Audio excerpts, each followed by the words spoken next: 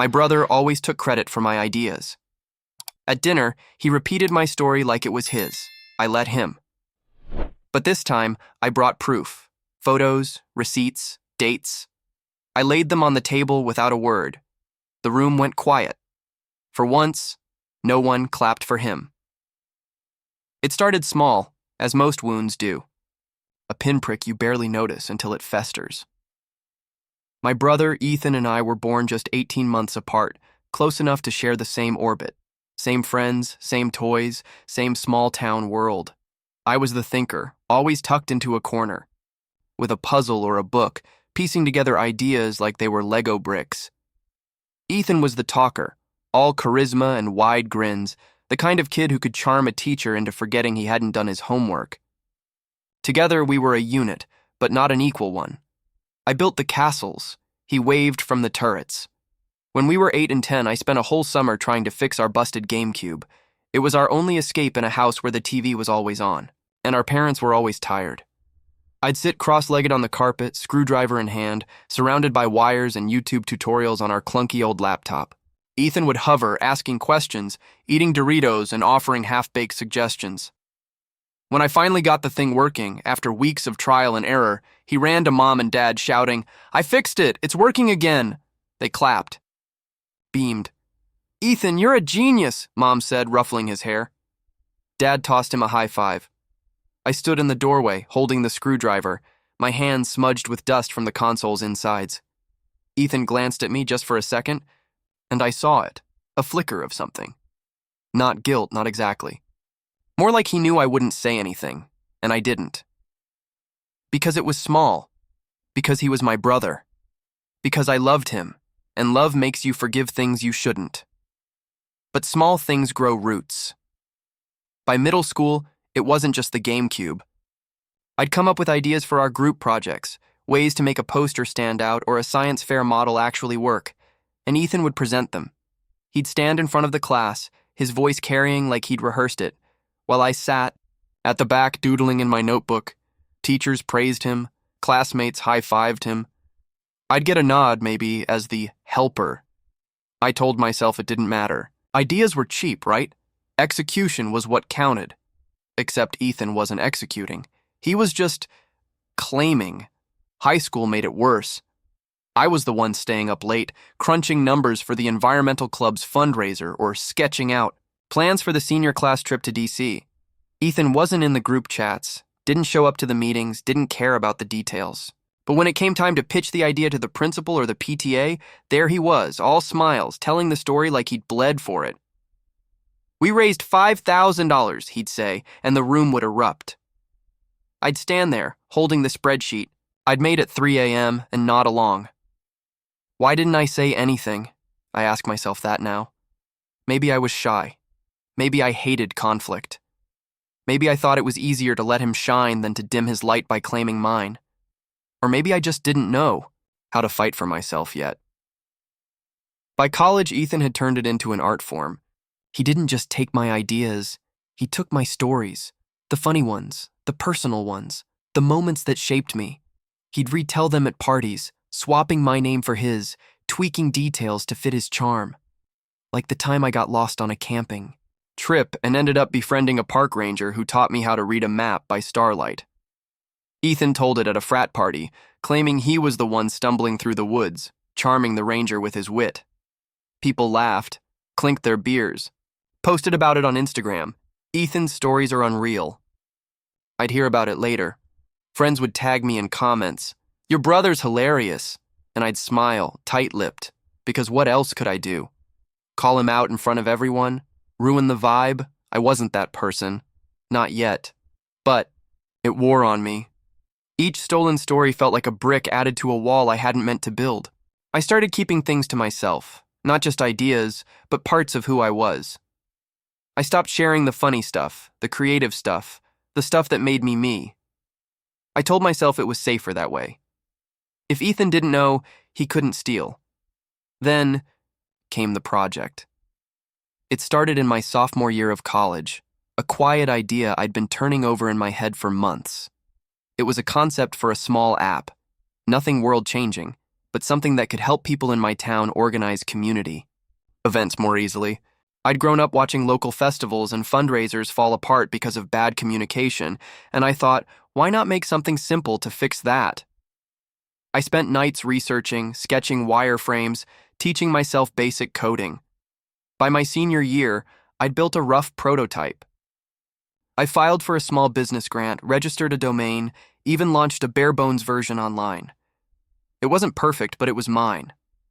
I poured myself into it, my time, my savings, my hope.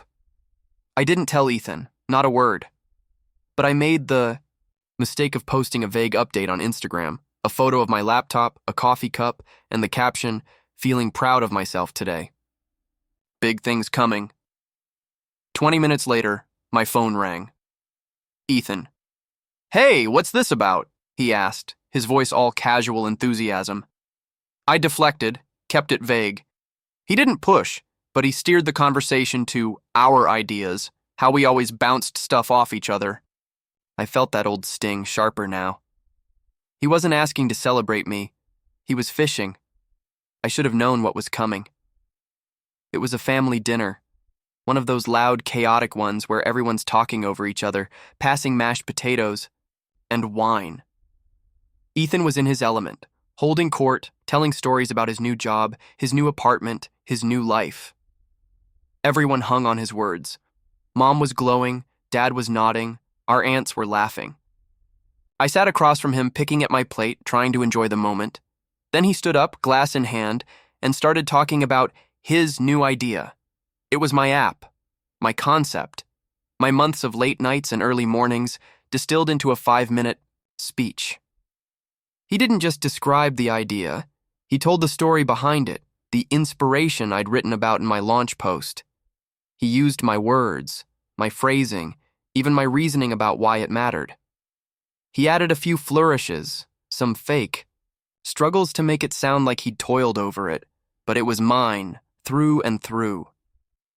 The table erupted. Claps, cheers, toasts. Mom wiped a tear from her eye. "I'm so proud of you, Ethan," she said. Dad raised his glass. "To my brilliant son." I felt like I was sinking into the floor. My hands shook under the table. I wanted to scream, to throw my plate, to do anything but sit there. But I didn't. I just stared at my fork, counting the tines, trying not to throw up. That night, I didn't sleep.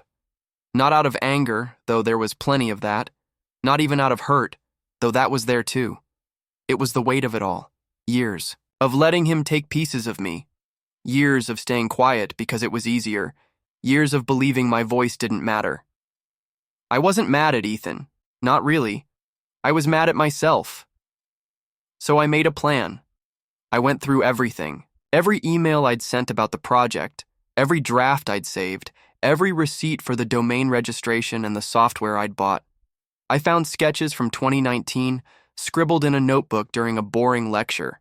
I pulled screenshots of my code, timestamps on my Google Drive, even a photo of me working on it at a coffee shop dated months before Ethan's inspiration. I printed it all, organized it into a folder, made copies. I wasn't building a case to destroy him. I just wanted the truth to exist outside my own head. The next family dinner was a month later, for Aunt Linda's birthday. The house was packed. Parents, cousins, family friends, even some neighbors. Ethan was in top form, fresh off a promotion at his job, basking in the attention. Everyone wanted to hear about his life, his plans, his next big thing. And then, he did it again. He stood up, same confident smile, same glass in hand. He started telling the story of his app, polished now with new details to make it sound like he'd been working on it for years. He talked about the vision he'd had, the struggles he'd faced, the community he wanted to help.